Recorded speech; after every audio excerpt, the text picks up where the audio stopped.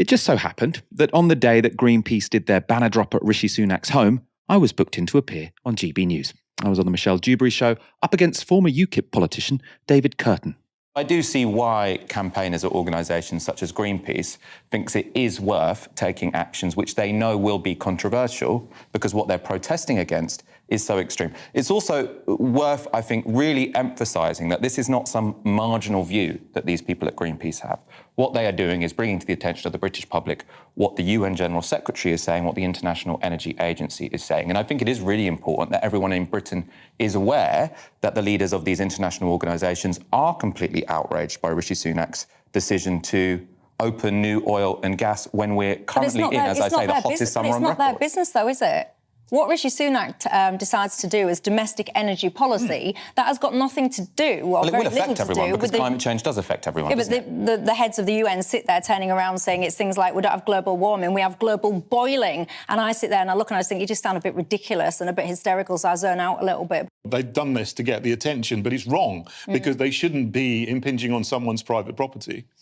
And if so many people, I'm waving my pen, I'm going to put my pen down, my mum would tell me off, that's bad manners. If so many people are so concerned, you're saying like loads of people concerned about this agenda, why do, for example, the Green Party get pretty much nowhere in things like elections if everyone is so passionate about the causes that you refer to?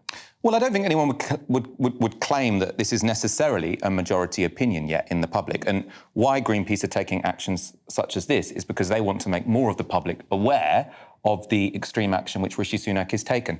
And I think this also comes with an analysis of the media, right? So you're saying if people want to change policy, they can go get elected. Now, we do have a long history of civil disobedience in this country as a way to get your voice heard. We also have, and I have a very strong critique of the fact that so much of our media in this country is owned by very rich, wealthy people, which means that unless you have billionaire backers, one of the only ways to try and shape the media agenda is to take extreme controversial actions such as this. The only way to get in the headlines is to do something controversial. It's much easier to set the agenda if you have billionaire mates who will help you start a channel for £20 million. It's much harder if you are an environmental protester and the billionaire oil barons aren't so keen on your agenda. When I mentioned that £20 million, I was talking about the seed funding that GB News got. I did actually, though, understate it. They got £60 million in total to start their channel. That's before they'd aired anything. If you think about the amount of hours we've put into this channel to try and get where we are, they got 60 million before they'd even broadcast a show. The 20 million figure that I did use, that's just what they got from Legatum. Now, Legatum is a Dubai-based investment firm. Legatum was founded by the billionaire Christopher Chandler, who, among other investments, got rich trading oil. Right. Now, Aaron, I want to know what you make of that argument, because you often get asked, and it's a reasonable point. I don't think it's ridiculous. I think lots of people think this, and I think it makes some sense. They say, direct action, what you're doing is you can't get your way at the ballot box, so you're going and interrupting people's lives, people's days, right? And there's something sort of anti-democratic and obnoxious about that.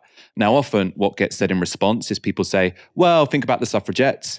And then what the right winger you're debating will say is, well, the suffragettes couldn't vote. So the analogy doesn't work. These Greenpeace protesters can just vote at the ballot box like everyone else. The suffragettes couldn't. So therefore the suffragettes are legitimate. Gandhi was legitimate. And these people aren't. You could say the same thing about Martin Luther King and the black people in the American South, because they also couldn't vote.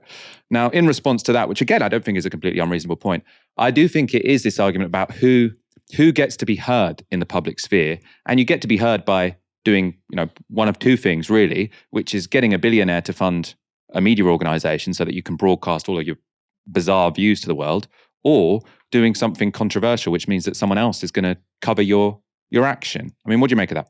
Michael, crucially, you missed a third one. Do you know what that is? Go on.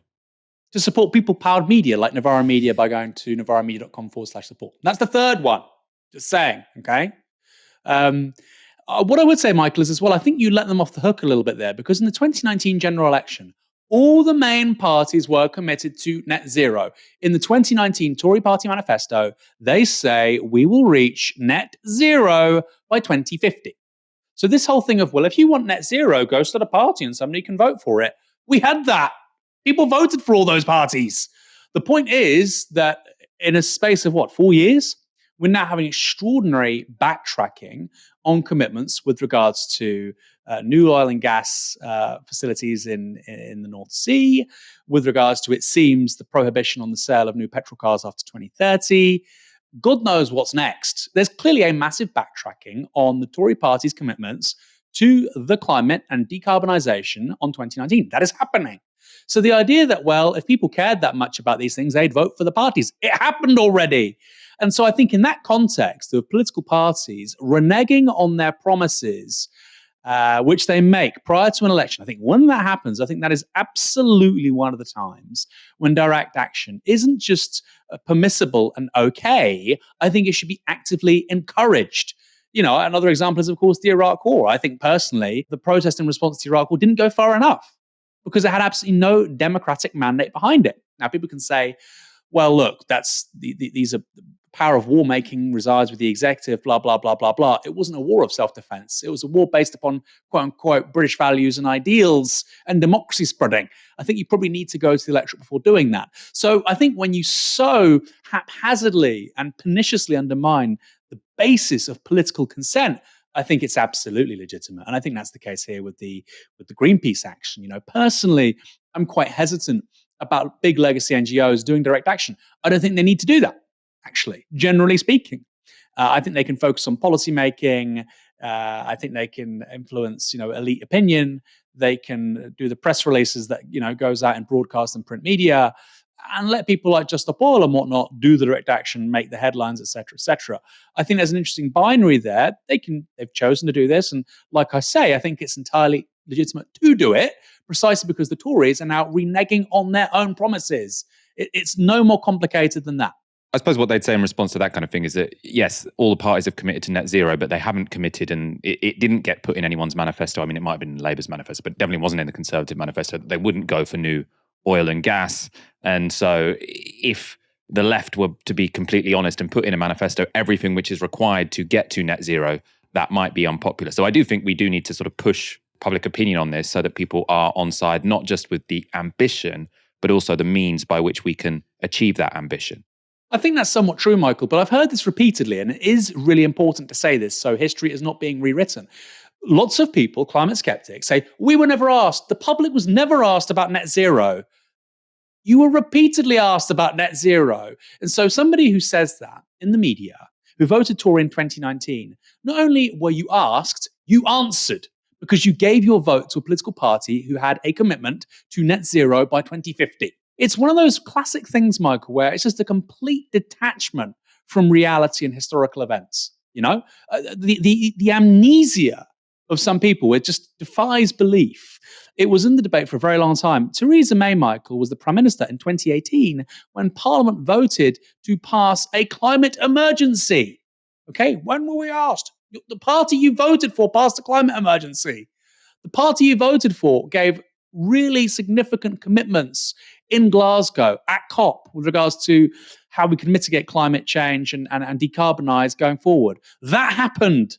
So the idea is some marginal thing being pushed by NGOs that nobody voted for and the public's never asked. It's complete bullshit. It's complete bullshit.